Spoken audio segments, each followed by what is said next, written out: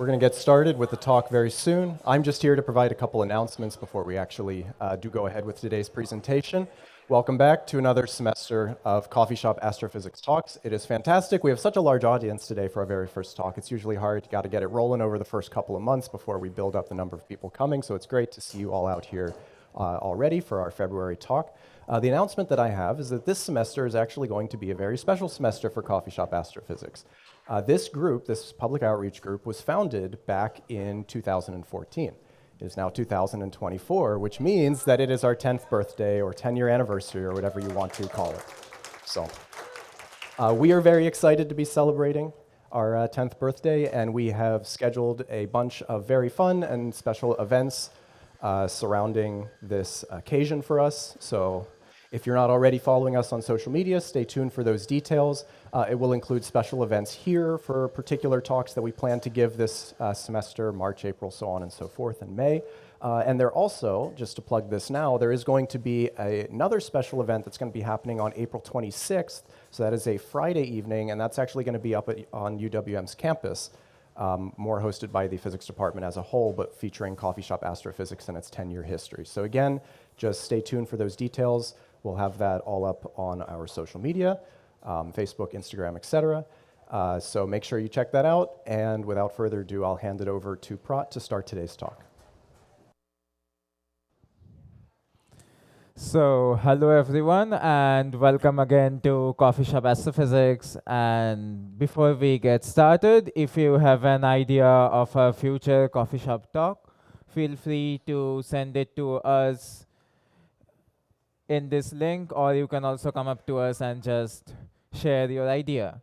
So if you are new to CoffeeShop Astrophysics and wondering who are we are a bunch of grad students and postdocs at the Leonard E. Parker Center for Gravitation, Cosmology, and Astrophysics, which is located at University of Wisconsin-Milwaukee. So today's speakers are myself, Prottushabhu, and my friend Late. Here, sorry. And so our topic is who hit the sun.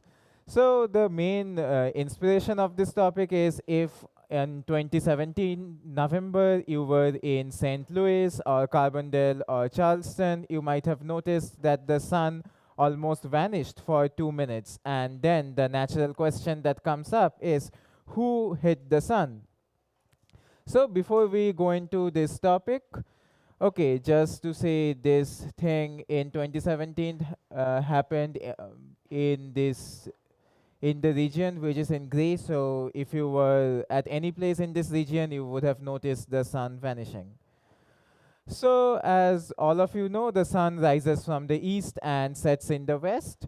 So since the lake is to the east, we see the sun rising from Lake Michigan and setting to the other side of the lake.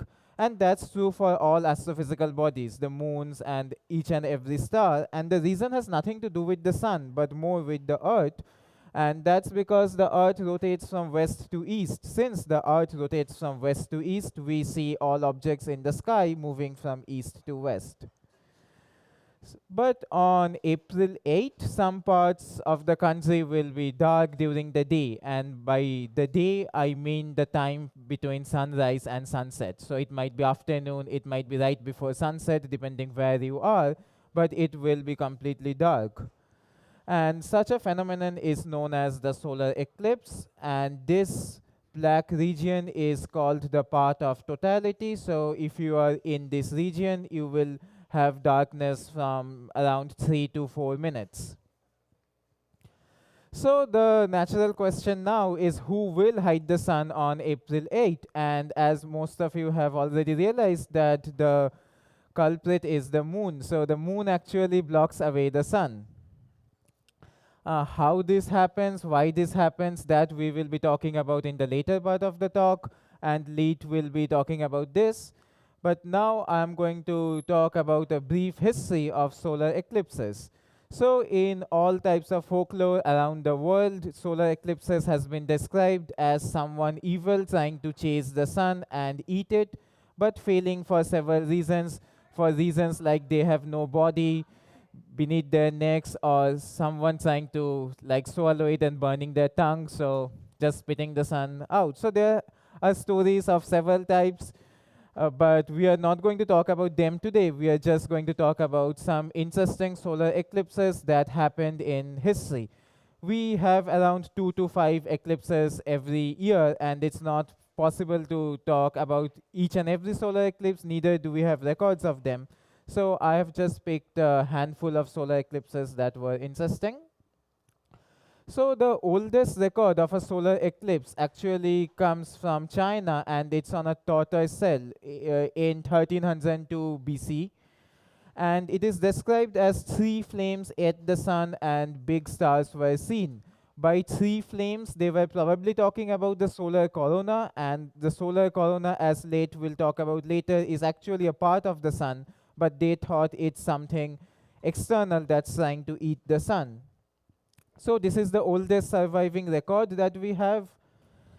And at the same place, we also find several other records on oxen shoulder blades and tortoise shells. And the Chinese believed that solar eclipses, like predicting solar eclipses, could tell them the future of the kings and the kingdom. And so they hired astrologers who can actually predict these solar eclipses. Now, definitely, they had no idea why solar eclipses happened, and so whatever predictions they did were actually guesses, some educated guesses, some not. But if you get them wrong, the astrologers were often beheaded. So it's like if you can predict very well, if you can't predict, then you are going to die. And often people couldn't predict because they didn't have any proper idea how, and it's very difficult to predict solar eclipses. But this eclipse is also, like the records found in China, have immense scientific value because this actually helps us to calculate how the Earth is slowing down in the past 3,200 years. And it has slowed down by an average of 47 thousandths of a second per day. How do we know this? If the Earth was rotating at the same speed it's rotating today, then there wouldn't be any eclipse in Anyang, China. It would be few thousands of miles away from that place. Since it occurred at that place, then that actually tells us that the rotation of Earth is indeed slowing down. So this is the scientific importance of the historical record we have in China. The next eclipse is known as the Ugarit eclipse in 1223 BC in present-day Syria, and it's described as on the day of new moon in the month of Here, the sun was put to shame and went down in daytime with Mars in attendance. The fact that they saw Mars actually tells us about the year, and that's how we can fix the year to 1223 BCE, because it was that year when Mars was pretty close to the sun, and they could possibly have seen the Mars when looking up when the sun was hidden. The next eclipse that I'm going to talk about took place in 585 BC, and that's known as the Thales eclipse. Some people claim that the Thales of Miletus actually predicted the eclipse, but even if he predicted, that was just an guess, because we don't think that he had the tools to predict an eclipse. And if he indeed predict this eclipse, then like he probably had more knowledge of astronomy than we currently think. But this actually took place in the town of Anatolia on 28 May in 585 BC, and the battle was going on at that place during that time. And when just before sunset the sun was hidden by the moon, both the Medes and Lydians thought that the gods were angry on them for fighting for 6 years, and they decided to stop the war.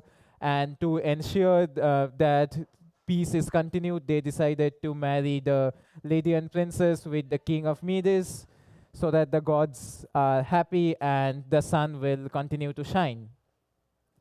And this is the oldest historical event for which we know the exact date, and thanks for the eclipse. Like, we know the exact date of this event.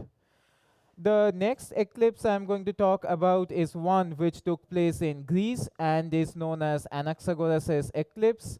And he actually spoke to sailors and fishermen and realized that the sun has been blocked by different amounts at different places in the world. And since At some places of the world, the sun was visible. At some places, the sun was not visible. He realized that it can't be someone gulping the sun or eating the sun, because if that was the case, no one would have seen the sun, right? So using this information, he was the first to understand what actually happened in a solar eclipse, and he described that the moon actually blocks the sun. His description is more or less accurate. He also brings in some dark objects which lie between the sun and moon. Like, it's not clear why he needed those objects to explain that, but if you like his recordings like say that there has been also dark objects which had blocked the sun. And he was the first to make rough estimates of the sun and moon, which were not super accurate but pretty impressive. The Babylonians were the first to lay the foundations of modern astronomy, and they are credited with the discovery of something called the Saros cycle, and that is a rough cyclic pattern in eclipses which happen every 18 years, 18 years and 11 days. And the Babylonians were the first who could actually predict eclipses. Somehow they couldn't exactly predict where it happened, but they could predict that it would happen somewhere nearby. But they also feared it, and they did strange things. Like, if they knew that eclipse was coming, then they put a prisoner to the throne and gave him all privileges of a king for 1 week. And after the eclipse was done, they used to kill him. And this was done to ensure that the king stays safe and the prisoner was a virtual king at that time, and then ultimately he dies. So, and also Anaxagoras was actually imprisoned, and he had to flee from Greece because he argued that the sun is not a god and it's just the moon blocking, and the people didn't like it actually. Okay, so the next eclipse that I'm going to talk about is Hipparchus's eclipse, which took place in Greece and Egypt. At one place it was a total solar eclipse, and at other place it was a partial solar eclipse. And using this information, he could actually calculate the Earth-Moon distance. So what did he do? In Alexandria, Egypt, 4/5 of the sun was blocked. And when a part of the sun is blocked, we call that a partial solar eclipse, because you can see this part of the sun. But in Hell's Point, Greece, the entire sun was blocked, and this is called the total solar eclipse. Now we know the distance between these two places, Hell's Point and Alexandria, and he knew that the moon is actually blocking the sun, and he could measure these angles. Now, if you know the Earth's radius, you know these angles, and you know the distance between these two places. And he was also an expert in trigonometry, which is a branch of maths which deals with angles. He actually calculated the moon's radius is sorry, it's the Earth-Moon distance. This is sorry for the typo, but the Earth-Moon distance is around 90 times the Earth's radius, and that's actually pretty accurate. Today we know it's around 60 times the Earth radius, but even like he got to a number which is 50% accurate, and that's remarkable. Okay, now we move on to the Common Era, and we move to the 17th century, and several things have changed in the 17th century. The first thing is the Copernican revolution, and people were more or less convinced by this time that the sun is at the center and all planets are orbiting the sun. And that actually helps to simplify the solar system model greatly. Like, if you put Earth in the center, it's very hard to describe the motion of Mars and the other planets as we see from Earth. Then in 17th century, Galileo, Kepler, Newton, there were 3 laws of motion which actually explains how bodies move in reaction to force, and 1 law of universal gravitation.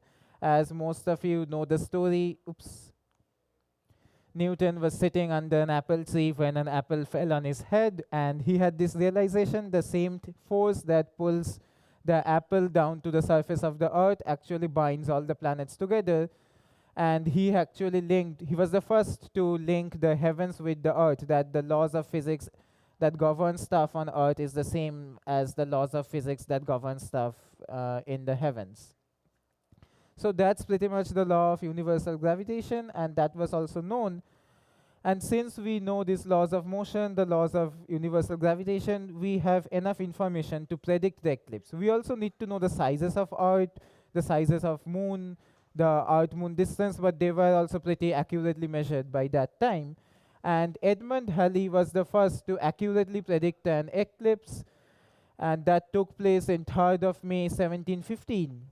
And he printed out pamphlets that there will be an eclipse coming at the date. He got the time a bit wrong. He said 9:05 a.m. and he said the king isn't going to die. The the time he got was accurate up to 4 minutes, and the path of totality which he drew on these maps was accurate up to 20 miles. These small discrepancies are actually because he didn't exactly know the size of the moon and like the distance, like he didn't have enough accuracy to actually predict or the accuracy that we have today. But this created an era where we can actually predict eclipses and reliably. And if we can predict eclipses, we can plan to do science beforehand using these eclipses. And the next 3 or 4 eclipses that I'm going to talk about had several planned science missions. The next eclipse that I'm going to talk about was in 1868, August 18th, and it took place in this blue strip you can see here. And French astronomer Pierre Janssen decided to go to India, which was a British colony at that time, to observe the solar surface. And he went to a small town called Guntur. And how he observed the solar surface, what he did is, so you have the sun which is blocked by the moon, and you have some rays of light coming from the surface. He uses a prism to and the light passes through a prism, and as all of you know, if light passes through a prism, you see all 7 colors which make up the white light. But you also see something extra. You see some dark lines which actually tell us what elements are present in the sun. So this is what, if you take sunlight passing through a prism, you will see this like this thing, and you will see some dark lines which shows the chemical composition of the sun, and these lines are the barcode of each and every element.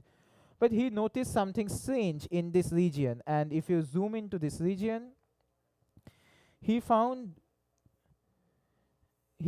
this line, but no elements that they knew at that time actually has this line. So this was actually a new element, and this was later named helium by the after the sun god Helios, because like helium was not at that time discovered on Earth, so they thought that it's only in the sun, and they named it helium. Okay, I'll now talk about the set of eclipses where people were trying to search for a planet called Vulcan. And Vulcan was predicted to be very close near the sun. And this was predicted by the French mathematician Le Verrier just to explain Mercury's orbit. So if you use Newton's laws and try to explain Mercury's orbit, it doesn't exactly match with what we observe. So he said that there is a planet called Vulcan which is very near to the sun, and that is actually responsible for the differences in Mercury's orbit that we observe using Newton's laws. But the problem to see Vulcan is it's very close to the sun, and as you know, we can't look towards the sun, so you can't point the telescope towards the sun, like your eyes or whatever instrument you have will burn. So the way to do it is just wait for an eclipse and find this small dot here. And people tried to do this in several eclipses spanning around 60 years, but each and every time they failed. They didn't find any evidence of Vulcan. They tried other methods that also failed. So the natural question is, why trust this mathematician? Like, he might have just did some wrong calculations and he's telling this. But the reason is the discovery of Neptune. He used the same Newton's laws, the same maths, and he said that Uranus's orbit is not is different from what was predicted using Newton's laws, because there is a planet called Neptune. And when astronomers pointed their telescopes at that region, they found the planet. So this guy has credibility, and there is no reason to not to trust this guy. So the next thing that comes up is there might be some problems with Newton's laws, and it's not perfectly valid at all regions. And the answer actually came a few years later. Einstein came up with a new theory of gravity, which is known as the general theory of relativity. And if you use that, there is no need for the planet Vulcan. And you can exactly explain Mercury's orbit. All other orbits as you move away from the sun is exactly as predicted by Newton. And this Einstein's theory, when you go far away from massive objects, become exactly the same as Newton's theory. So this is a new theory of gravity, and we also need to test it. And one of the tests of this new theory actually involves an eclipse, and that involves the bending of light. So if you have a massive object, then the rays of light are actually bent. So if there is a star here, you would notice the star actually here because of the sun. This is very similar to like if you put a stick in water, you find the stick to be bent because light travels at different speeds in water and air. It's a very similar effect. This is the same thing, the bending of light. So the thing is that you see stars in night sky, and if there is the sun, the stars will appear to be in a different position than they are in the night sky. Now you can use Newton's theory to calculate these deflections. You get a different value of deflection, and if you use Einstein's theory, you get another value of deflection. The value of deflection you get in Einstein's theory is roughly twice what you get if you calculate using Newton's theory. So one way of testing this theory is just to image the stars during the day when the sun is there, and then we can see who is correct. But that's difficult to do, again, because in morning you don't see any stars because the sun is super bright and you can't see anything. So again, wait for a total solar eclipse. And this experiment actually happened in 1919. And there were two expeditions, one in Sobral and one in Principe. The one in Principe was led by Sir Arthur Eddington, and the one in Sobral was led by Andrew Claude, and they actually made measurements of the deflection due to the sun, and they actually found that Einstein is correct, and that's one of the proofs of Einstein's theory of gravity. Okay, the next eclipse I'm going to talk about is the most recent total solar eclipse that happened in US, and that was in August 21, 2017. And using this eclipse, we also learned several things like lunar features, solar activity, the sun's atmosphere, extrasolar planets, also how animals behave when the sun suddenly vanishes during daytime. Okay, so now I'll hand over to Leet.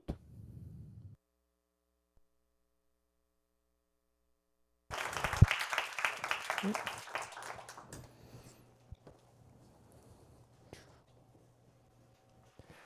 right, hi everyone.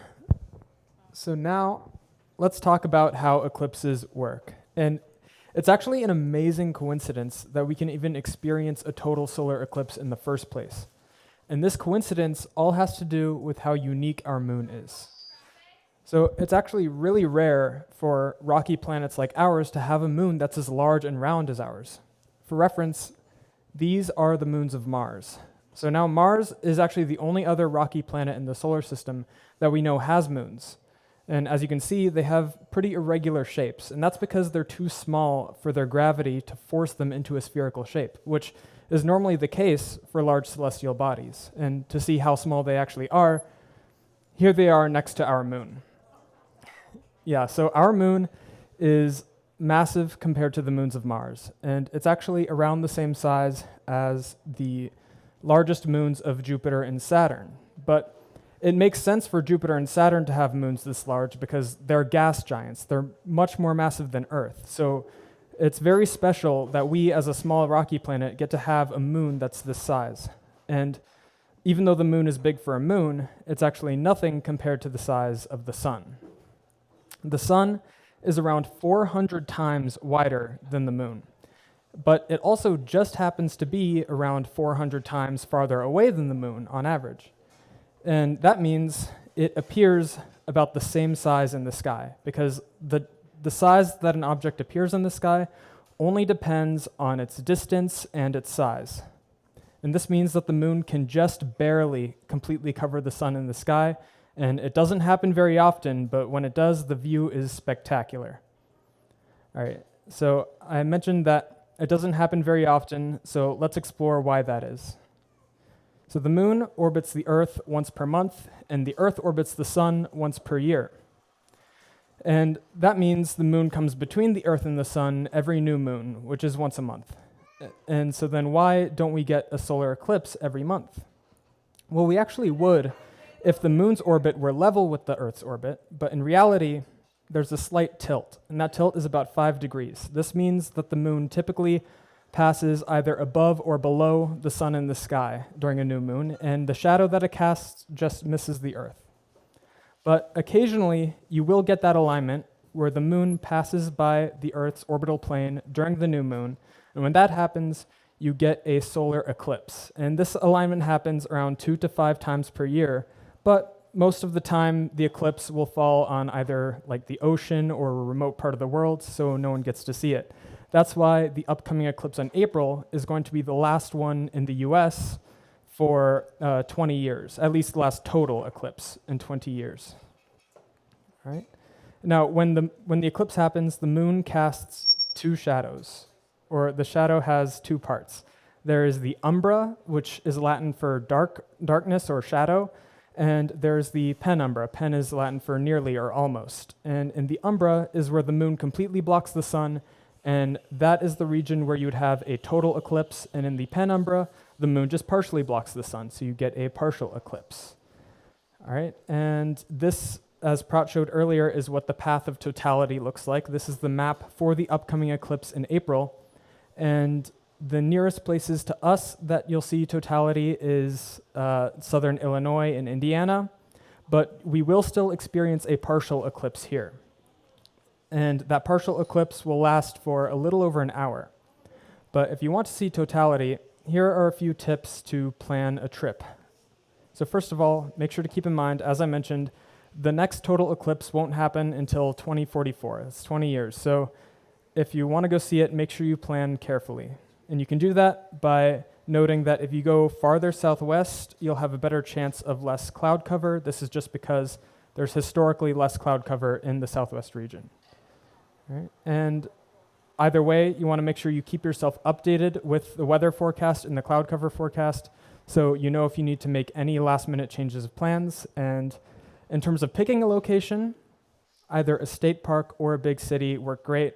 In a city, light pollution is not going to affect what totality looks like. So either work great. At a big city, there's tons to do. You can make a really fun day out of it. And same with at a park. You can go stargazing afterwards for a nice, just fun astronomy and nature-filled day. And these are lists of some of the major parks and cities that will experience totality. On April 8th, this year, yes. So some of those places include like Niagara Falls, Lake Erie, Dallas, Indianapolis, and also, like I said, the closest place to here that will have it will be around southern Illinois and Indiana. All right. Another thing you can do during the eclipse is participate in what's called NASA's Eclipse Soundscapes project. So NASA is actually recruiting the public, anyone who wants to record their observations and audio of nature and wildlife during the eclipse. And they want to do this to help us understand how eclipses affect different ecosystems. And this is because there's a lot we don't know. We do know that during an eclipse, usually birds will stop singing, crickets will start chirping, and bees will go back to their hives because they're fooled by the false they're fooled by the darkness and they think it's night. But there's a lot we still don't know, and so if you want to learn how to participate in this, you can go to eclipsesoundscapes.org. There's a QR code for it here, which I'll pull up again after the presentation if you're interested in getting involved. All right. Now, let's take a moment to get an idea of what it's like to experience totality with this time lapse of a total eclipse from 2017. And this is taken over Casper, Wyoming, and I'll just let it speak for itself.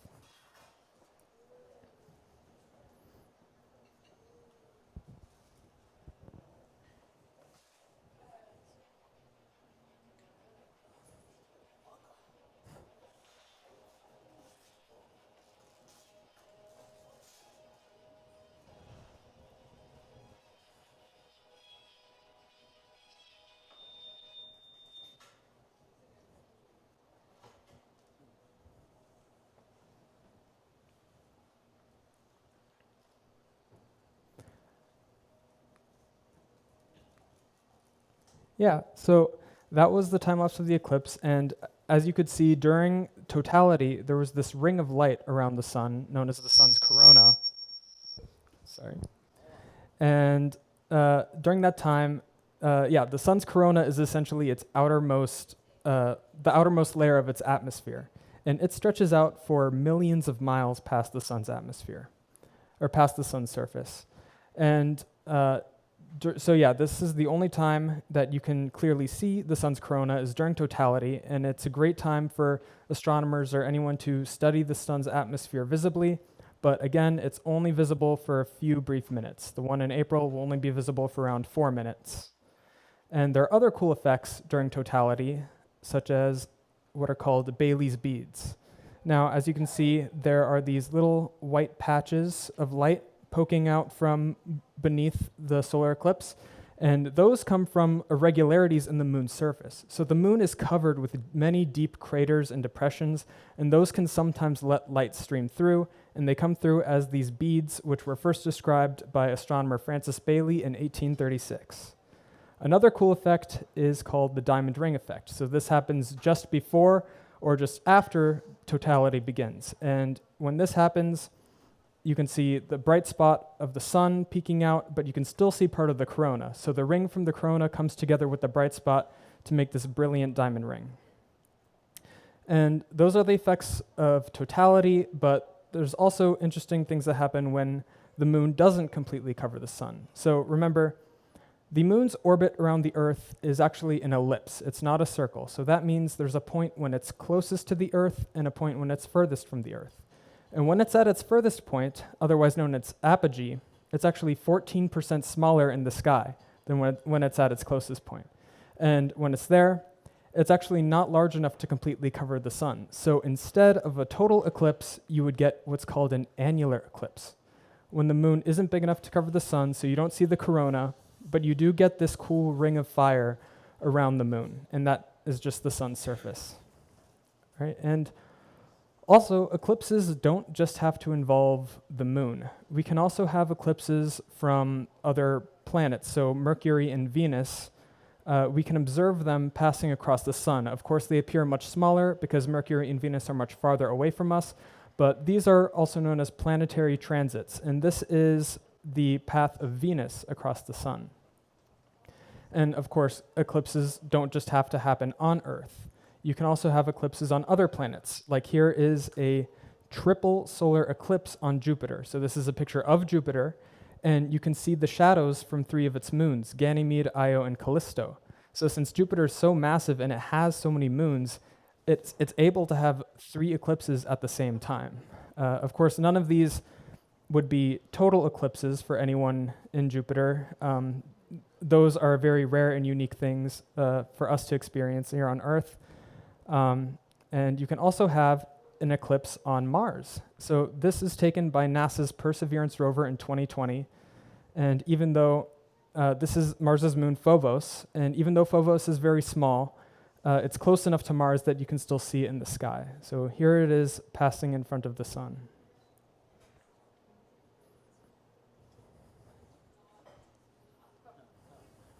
Yeah.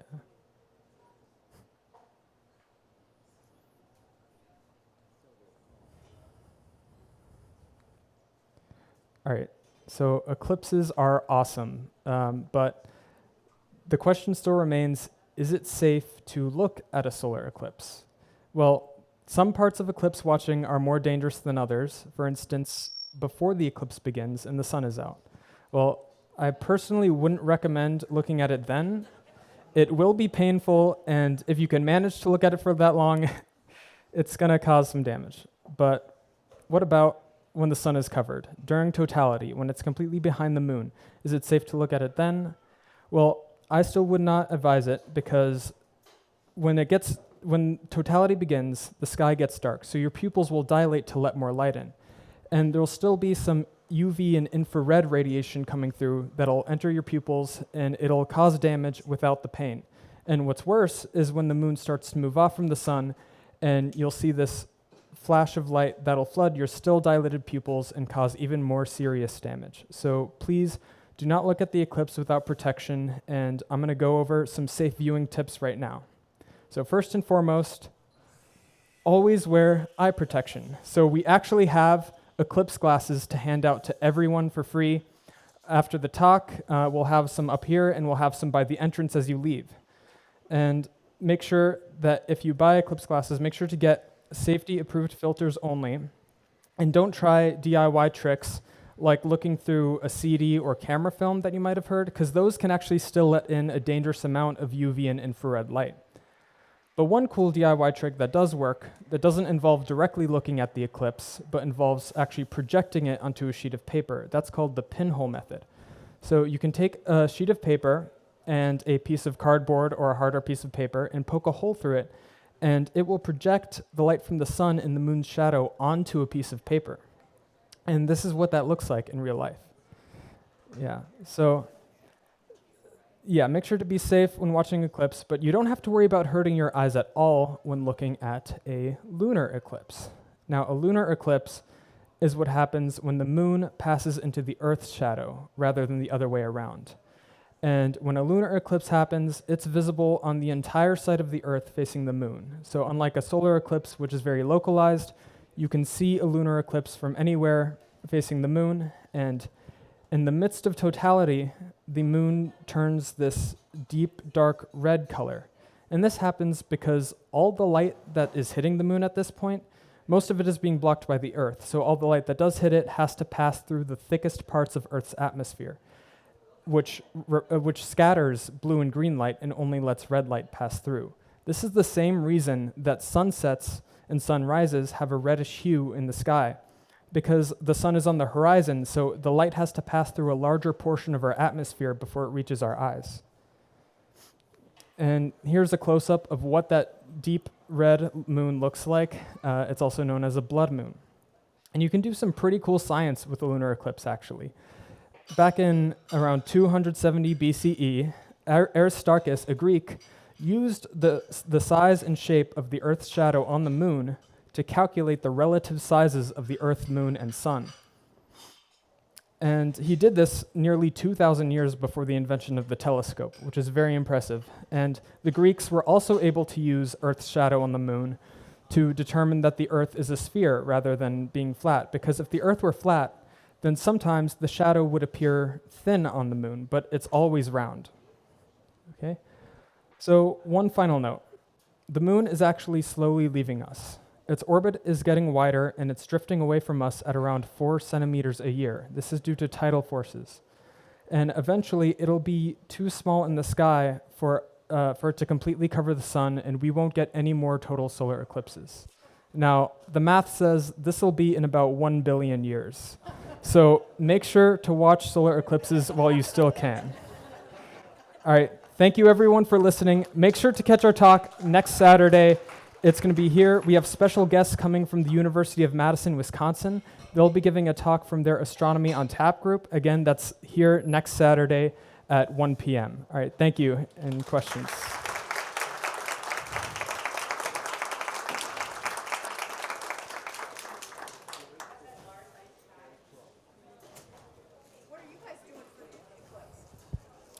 Question was, All right, the question was, what are we doing for the eclipse? So we as a group don't have any plans, but some of us might have individual plans. I don't have any plans right now, but who knows? Yeah, yeah. Sorry? How often does a lunar eclipse happen? So a lunar eclipse also happens in general 2 to 5 times a year, and when it does, half the world can see it. So that means for us, a lunar eclipse would happen around 1 to 3 times a year. Yeah. Right.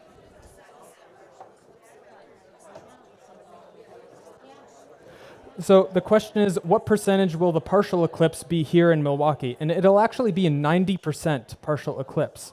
But again, when it's not totality, you don't get, you don't get to see the corona, but it will cover a very large portion of the sun. What time of day? I'm not entirely. I know it's afternoon. I think it's yeah, afternoon. Yeah.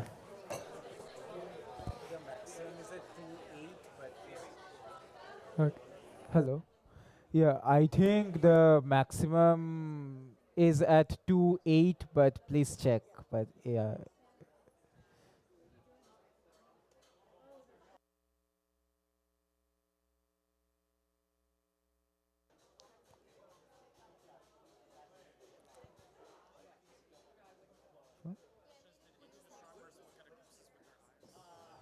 Um, I don't like like I don't think like they must have. Okay, so the question is, did ancient astronomers look at eclipses using their eyes?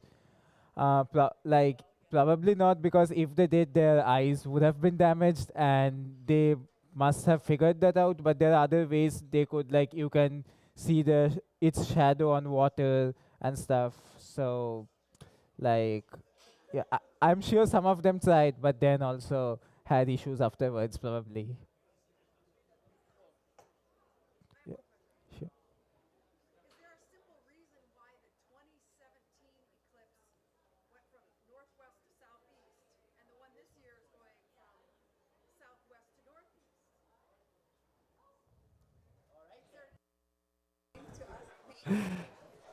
Yeah, I think it's just because the moon just takes different paths along the sky depending on maybe a time of year. Yeah, I think. What's your, let's go.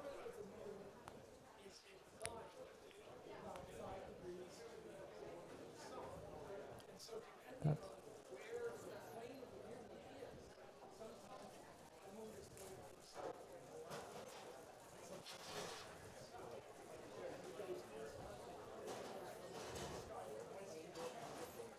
Yes, yeah, thank you for that answer. So yeah, he said, so it's actually due to the moon's tilt. So the moon is sometimes tilted above and sometimes below, so the path can either be from north to south, going right or left. All right. Any other questions?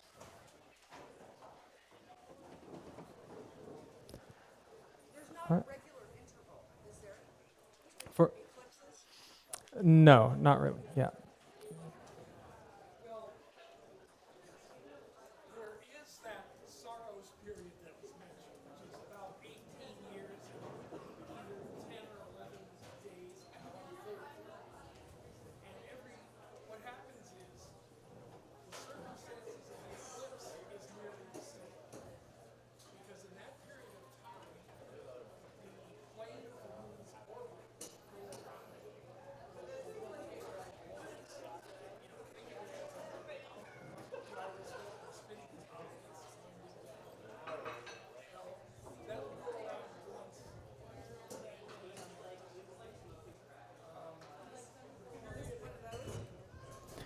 The, so after this one, there'll be a 20-year break. Yeah. So yeah, what he was saying, the paths look similar every 18 years and 11 or 10 days, depending how many leap years you have. But the problem is the Earth, like after 18 years, 11 days, the position of the Earth will not exactly be the same because like it's not an exact multiple of the Earth's rotation, so it will be a bit shifted. So after one Saros cycle, that 18 years, 11 days, something, you will see an eclipse which takes the shape of the path is similar, but it might be just on the oceans. Yeah, there is no reason it will be on the United States. So yeah.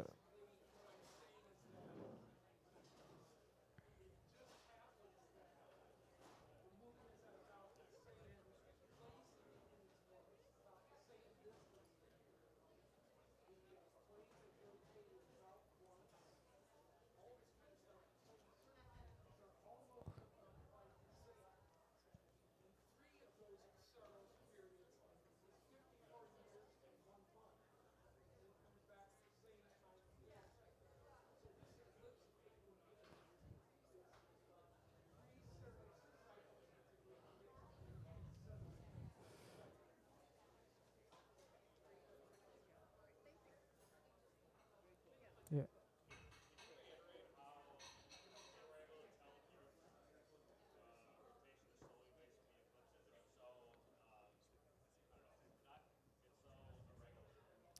Okay, so the question is how can we say that the speed of Earth's rotation is slowing down? So, like, since to calculate the path where the eclipse would happen in the past, we need to know, like, what will be the exact orientation of the Earth related to the Sun. Now, if we assume that the Sun is rotating by the speed it's rotating today, then the Moon's shadow won't be on Anyang, China. It will be around 1,000 miles away from that place. Since this is at Anyang, China, then definitely it has slowed down. Now, we can't calculate the rate of slow, like the rate by which it is slowing down, but we can calculate some average rate. And we also have other experiments which actually confirm that the Earth is slowing down. So yeah, that's how we know. Any other questions? Anyone? Comments, concerns? Okay, if not, feel free to grab Eclipse glasses. They're over there and some will be over here soon. And see you next week for the next talk.